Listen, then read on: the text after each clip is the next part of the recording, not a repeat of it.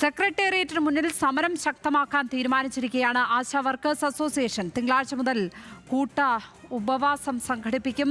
ആവശ്യങ്ങൾ അംഗീകരിക്കും വരെ പിന്നോട്ടില്ല എന്ന നിലപാടിൽ ഉറച്ചു നിൽക്കുകയാണ് ആശാ വർക്കർമാർ. ഹാൻസ് ജോൺ ചേരുന്നു.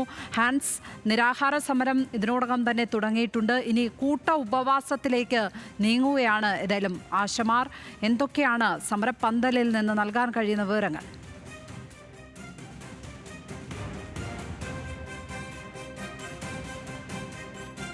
ഹാൻസ് ജോൺ തുടരുന്നുണ്ട്. ഹാൻസ്, ഇതിനോടകം തന്നെ നിരാഹാര സമരം തുടങ്ങിയിട്ടുണ്ട് ആശമാർ. ഇനി കൂട്ട ഉപവാസത്തിലേക്ക് പോവുകയാണ്. സമരം കൂടുതൽ ശക്തമാക്കുകയാണല്ലേ?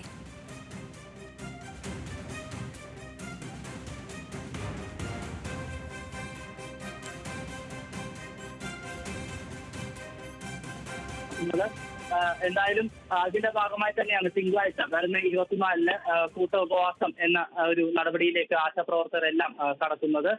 എന്തായാലും ഇതുമായി ബന്ധപ്പെട്ടുള്ള മറ്റു വിവരങ്ങൾ ഇതുവരെ തീരുമാനമായിട്ടില്ല. അത് അടുത്ത ദിവസങ്ങളിൽ പുറത്തു പറയും എന്ന് തന്നെയാണ് ആശാപ്രവർത്തകർ വ്യക്തമാക്കുന്നത്. അതിനോടൊപ്പം തന്നെ കഴിഞ്ഞ ദിവസം സമരപന്തലിലുണ്ടായ ഷീജ എന്ന ആശാപ്രവർത്തകയെ ഇപ്പോൾ വീട്ടിലേക്ക് മാറ്റിയിട്ടുണ്ട്. കഴിഞ്ഞ ദിവസം അവരുടെ ആരോഗ്യനില വഷളായതിനെ തുടർന്ന് അവരെ ജനറൽ ആശുപത്രിയിലേക്ക് മാറ്റുകയും ഇന്ന് ഡിസ്ചാർജ് ചെയ്ത് ഇപ്പോൾ വീട്ടിലേക്ക് മാറ്റുകയുമാണ് ഉണ്ടായത്. അതിനോടൊപ്പം തന്നെ വട്ടിയൂർക്കാവ് UPSCയിലെ ആശാപ്രവർത്തകയായിട്ടുള്ള ശോഭ ഇപ്പോൾ നിരാഹാര സമരം അനുഷ്ഠിക്കുന്നുണ്ട്. അതിനോടൊപ്പം തന്നെ സമരസമിതി ജനറൽ സെക്രട്ടറി ആയിട്ടുള്ള MA ബിന്ദുവും മറ്റൊരു ആശാപ്രവർത്തകയായിട്ടുള്ള KP തങ്കമണിയും ഉണ്ട്. എന്തായാലും സമരം കടുപ്പിക്കുന്നതിന്റെ ഭാഗമായി തന്നെയാണ് തിങ്കളാഴ്ച ഒരു കൂട്ട ഉപവാസം എന്ന രീതിയിലേക്ക് ആശാപ്രവർത്തകർ കടക്കുന്നത്.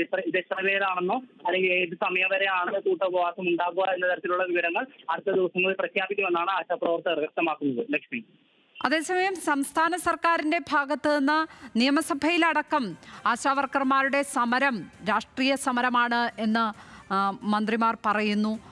CPM നിലപാടെടുക്കുന്നു. എങ്കിൽ പോലും ഒരു വശത്ത് കേന്ദ്ര ആരോഗ്യമന്ത്രിയെ കാണുവാനുള്ള ശ്രമങ്ങളും നടത്തുന്നുണ്ട്. കേന്ദ്ര ആരോഗ്യമന്ത്രിയെ കാണുന്നത് ആവശ്യപ്പെട്ട് വീണ്ടും കത്തയച്ചിരിക്കുകയാണ് സംസ്ഥാന സർക്കാർ. അപ്പോൾ സംസ്ഥാന സർക്കാരിൻ്റെ ഭാഗത്ത് നിന്ന് ഈ സമരം ശക്തമാകുമ്പോൾ തിരിച്ചുണ്ടാകുന്ന കാര്യങ്ങൾ എന്തൊക്കെയാണ്? എന്തൊക്കെ നടപടികൾ സംഭവിച്ചുകൊണ്ടിരിക്കുന്നുണ്ട് അവിടെ സംസ്ഥാന തലത്തിൽ, സർക്കാർ തലത്തിൽ?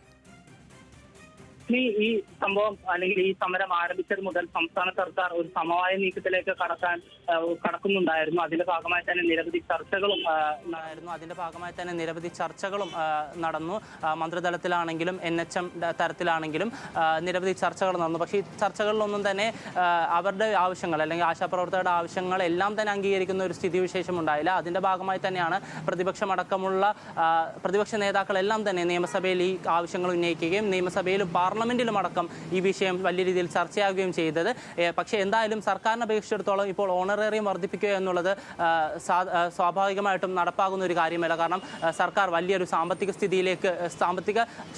സർക്കാരിൻ്റെ സാമ്പത്തിക സ്ഥിതി നല്ല രീതിയിലല്ല, ഖജനാവ് കാലിയാണെന്നാണ് NHM മിഷൻ ഡയറക്ടർ അടക്കം കഴിഞ്ഞ ദിവസത്തെ യോഗത്തിൽ പറഞ്ഞത്. കൂടാതെ മറ്റ് വിഷയങ്ങൾ ചർച്ച ചെയ്യാനും ആരോഗ്യമന്ത്രി വീണ ജോർജും തയ്യാറായില്ല. പക്ഷേ സർക്കാരിൻ്റെ ഭാഗത്തുനിന്നുണ്ടാകുന്ന ഒരു ശ്രമം കേന്ദ്ര സർക്കാരുമായി ഒരു സമവായത്തിലെത്തി കേന്ദ്ര സർക്കാരിൽ നിന്ന് നേടേണ്ട ആനുകൂല്യങ്ങൾ നേടിയെടുത്തുകൊണ്ട് ആശാപ്രവർത്തകർക്ക് ആവശ്യമായ അവരുടെ ആവശ്യങ്ങൾ നിറവേറ്റുക എന്ന് തന്നെയാണ് സംസ്ഥാന സർക്കാരിൻ്റെ ഒരു നയം. അതിൻ്റെ ഭാഗമായി തന്നെയാണ് കഴിഞ്ഞ ദിവസം 19-ാം തീയതി ഉച്ചയോടുകൂടി ആദ്യത്തെ NHM മിഷൻ ഡയറക്ടറുമായിട്ടുള്ള യോഗത്തിന് ശേഷം മന്ത്രി വീണ ജോർജ് കേന്ദ്ര ആരോഗ്യമന്ത്രി JP നദ്ദയെ നേരിട്ട് കാണുന്നതിന് ഒരു അപ്പോയിൻമെന്റ് ആവശ്യപ്പെട്ടുകൊണ്ട് ഇമെയിൽ സന്ദേശം അയക്കുകയും പക്ഷേ അതിൻ്റെ ഒരു മറുപടി കത്ത് ഇതുവരെ ലഭിച്ചിട്ടില്ല എന്നാണ് മന്ത്രി തന്നെ വ്യക്തമാക്കുന്നത്. കഴിഞ്ഞ ദിവസം തന്നെ മന്ത്രിയുടെ ഫേസ്ബുക്ക് കുറിപ്പിലും ഇത് വ്യക്തമായിരുന്നു. മറുപടി ലഭിച്ചിട്ടില്ല. ആരോഗ്യമന്ത്രിയെ കാണാം എന്ന് അറിയിച്ചിട്ടുണ്ട്. ഇപ്പോൾ തുടർന്ന് സംസ്ഥാനം കത്തയക്കുന്നുമുണ്ട്. ഇതിൽ ഹാൻസ് ജോണാണ് വിവരങ്ങൾ നൽകിയത്. ഏതായാലും ആശമാർ സമരം കടുപ്പിക്കുന്ന കാഴ്ചയാണ് നമ്മൾ കാണുന്നത്. ഇപ്പോൾ കൂട്ട ഉപവാസത്തിനാണ് അവർ തീരുമാനമെടുത്തിരിക്കുന്നത്.